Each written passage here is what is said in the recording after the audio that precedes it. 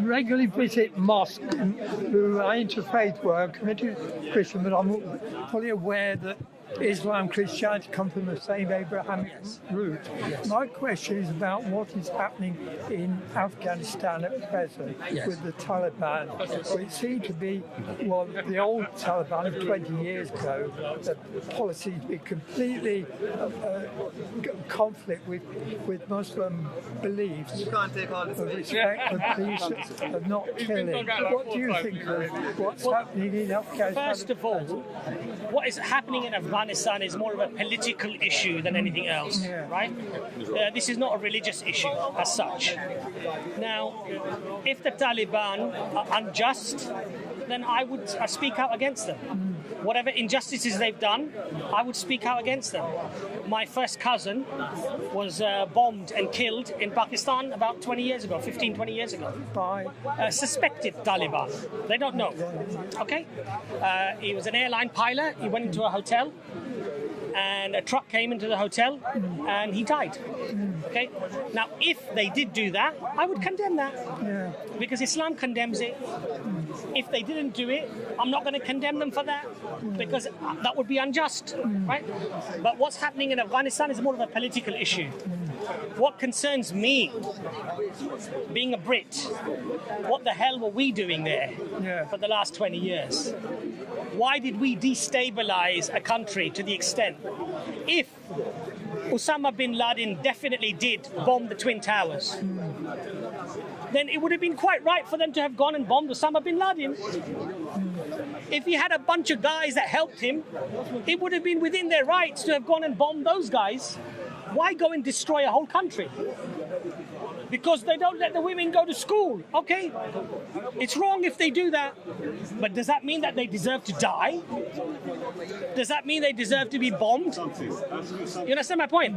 The point here is that in the West, we have a very mixed up way of righteousness. We're the good guys. Hey, but guess what? We kill more people than the terrorists kill. How are we the good guys? You know, Iraq, Saddam Hussein is a bad man. He killed 30,000 Kurds. He gassed them. If he did do that, horrendous, horrible thing to do. We went and killed 1 million Iraqis. And we're the good guys. We stole their oil, and we're the good guys. We want $1 trillion of mineral reserves, lithium, from Afghanistan, and we're the good guys. How are we the good guys? I'm not saying there are not bad people who've done bad things in some of those countries. They are bad, very bad. But how are we the good guys? When our intentions of going in, we're telling our soldiers and their families that you're saving people. And in reality, what we're doing is we're destroying entire nations. That's the problem. And this is why in Islam, Allah says that He will judge you, your actions, by your intentions.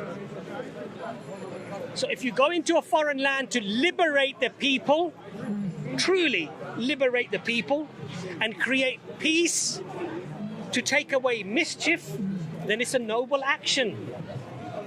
And the same action, if you go to have those oil lines connected from Russia, right, down to the sea, so you can fill your ships with oil and steal the mineral resources of Afghanistan, then the same action of war becomes an evil action.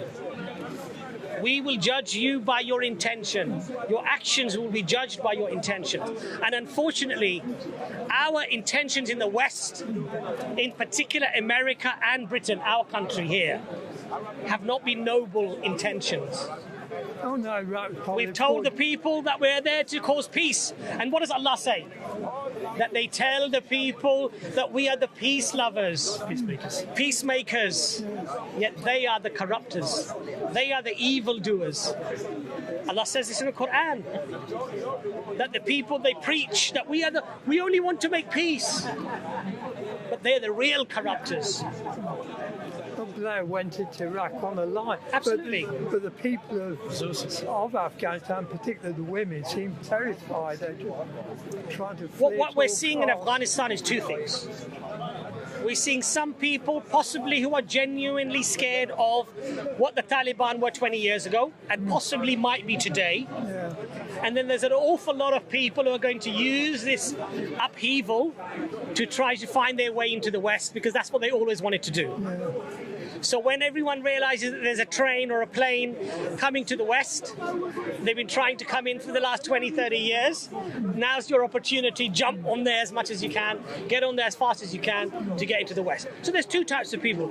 I don't deny that the Taliban historically have been accused of some horrible things. As I said to you, my first cousin was killed, and it was suspected to be a Taliban bombing, right? So I don't justify anybody.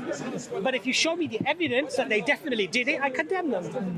But if you don't have the evidence, I'm not going to hear what people are saying to me in the West about the brown skin in the East, or the brown skin in Africa, that these people are bad because of X, Y, Z, because I know throughout history they've proven themselves that they'll say whatever it takes to get whatever they want. You know, look at Africa, the state of Africa. They tell you there was no civilization in Africa, these were savages.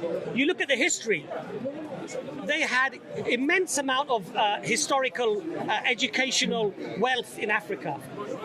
But they destroyed it. Why did they destroy it? Why did they go into these lands accusing them of savagery? Because they wanted their resources. They took their resources, they took their people. It's a horrible world we live in at the moment, where the ones who claim the peace are actually the corruptors. And many times, you know, I think it was Chomsky who said that, you know, the real corruptors or the real terrorists or the killers, the media will have you believe that they're the liberators. And the ones that are being savaged, the ones that are being killed, become the bad people, basically. It's the same thing. Look, if we look at the old cowboy and western cowboy movies in America, what do we see? The Red Indian, you know, woo, he's shooting arrows at a white man, and the white man is defending himself, you know, because, oh, these savages they want to kill us. What they don't show you is that millions of indigenous Indians were killed, slaughtered.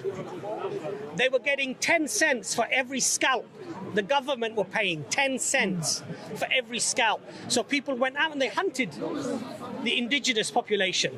Australia, my friend, up to the 50s, abo hunts. Yeah. Men on jeeps with the big spotlights hunting the Aborigine for sport.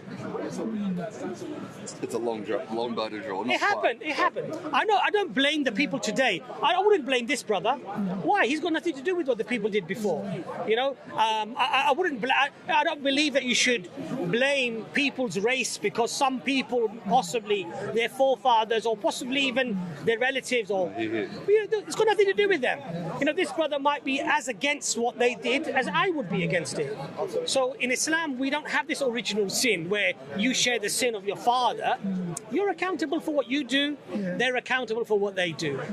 But unfortunately, we have this Eurocentric, rewriting of history, where we, the West, you know, we're the good guys, we're peace lovers, and these were all savages. You know, we had to go and control the savages, and that's not what happened.